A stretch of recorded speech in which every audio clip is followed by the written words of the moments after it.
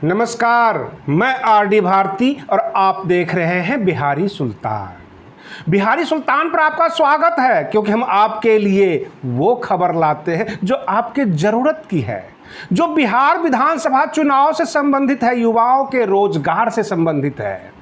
सबसे पहले मैं आपको बता दूं, केंद्र सरकार ने जो फैसला लिया, कैबिनेट ने मंजूरी दे दी एनआरए का, यानी नेशनल रिक्रूटमेंट एजेंसी।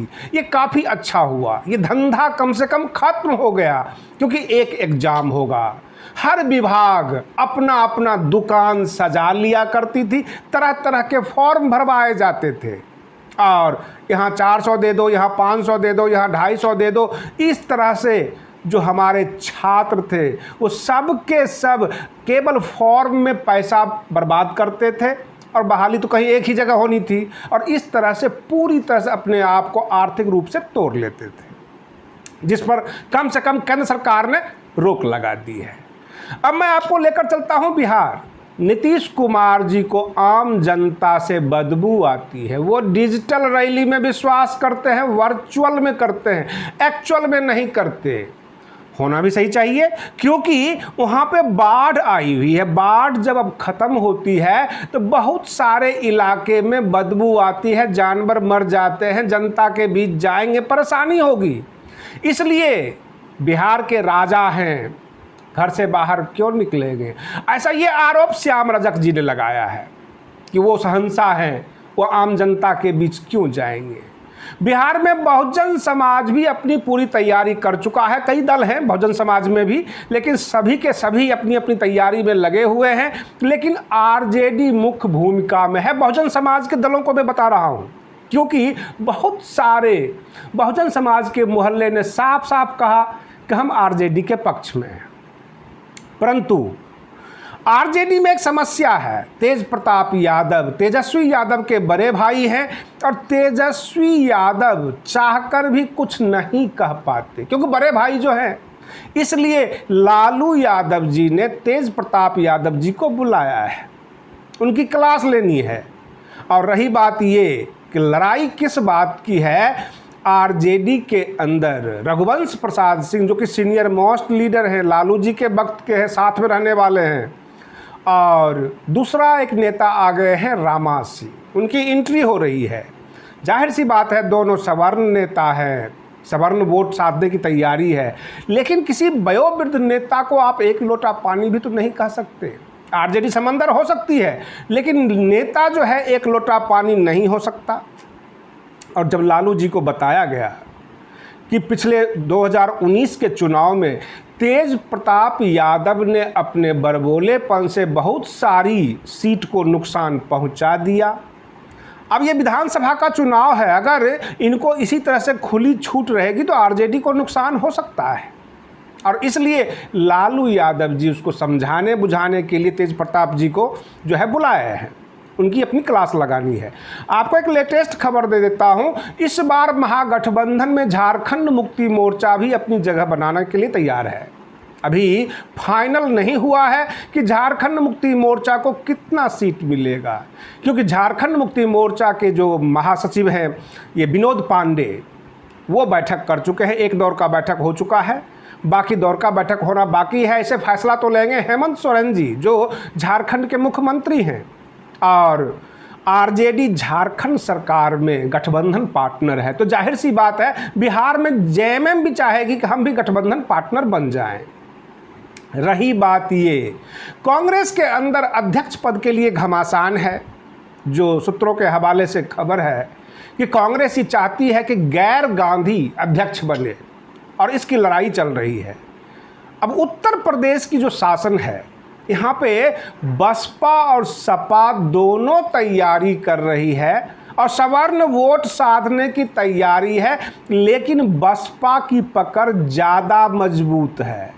और ज़्यादा ही नहीं, कुछ ज़्यादा ही मजबूत हम ये कह सकते हैं, क्योंकि इनका जो इतिहास रहा है 2007 से 2012 का, उसमें ये जो है ब्राह्मण मंत्री बना चुके हैं। और सतीश मिश्रा जी कोई नया नेता नहीं है बसपा में, रंगनाथ मिश्रा जी कोई नया नेता नहीं है बसपा में, क्योंकि उत्तर प्रदेश की जनता ने ये कह दिया केवल परशुराम की मूर्ति दिखाकर वोट नहीं देंगे।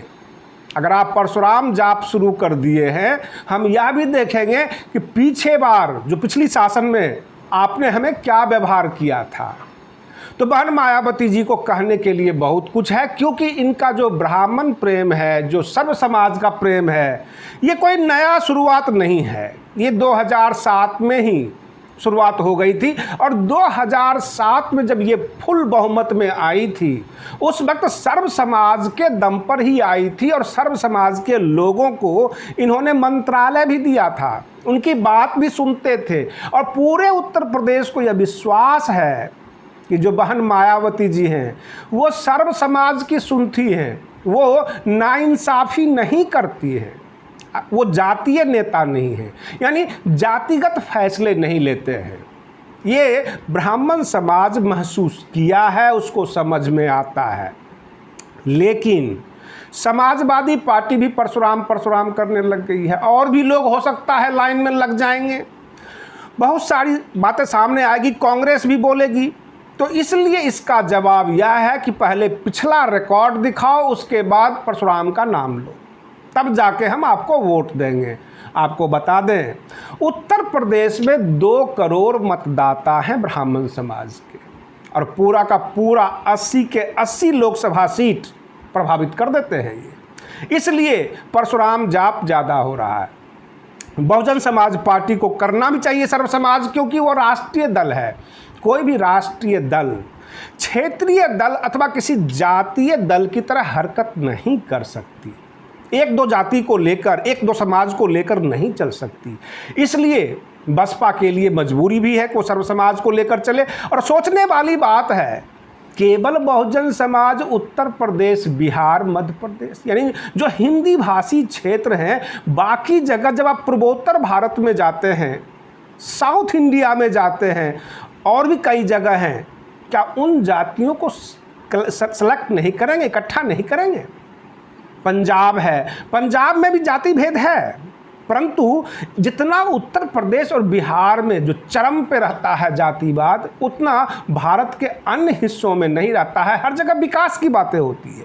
केवल जो झगड़ा है वो बिहार और उत्तर प्रदेश में। और बहन मायावती जी राष्ट्रीय स्तर के नेता हैं, इसलिए इन्होंने सर्व समाज को पकड़ लिया। अब जैसे पंजाब है, पंजाब में सिख धर्म वाले ज़्यादा हैं, उनको भी तरजीह दी जाएगी। जो पूर्वोत्तर भारत है, वहाँ क्रिश्चियन लोग ज़्यादा हैं, उनको भी तरजीह दी जाएगी। कश्मीर में अल्पसंख्यक यानी मुसलमान ज़्यादा हैं, उनको तरजीह दी जाएगी। इस तरह से सबको जोड़ने के बाद ही पूरा भारत होता है। और बसपा का जो ये थ्योरी है सर्व समाज की, पूरे भारत के ऊपर फिट बैठता है। इसलिए हम पूरी राजनीतिक जगत का आकलन करते हुए, बिहार के राजनीति पर आपको बताते हुए, हम अपनी बातों को विराम दे रहे हैं आज, क्योंकि बिहार विधानसभा चुनाव की कुछ और अपडेट्स आनी है। और फिर मैं मिलता हूं आपसे अगले वीडियो में, तब तक के लिए धन्यवाद।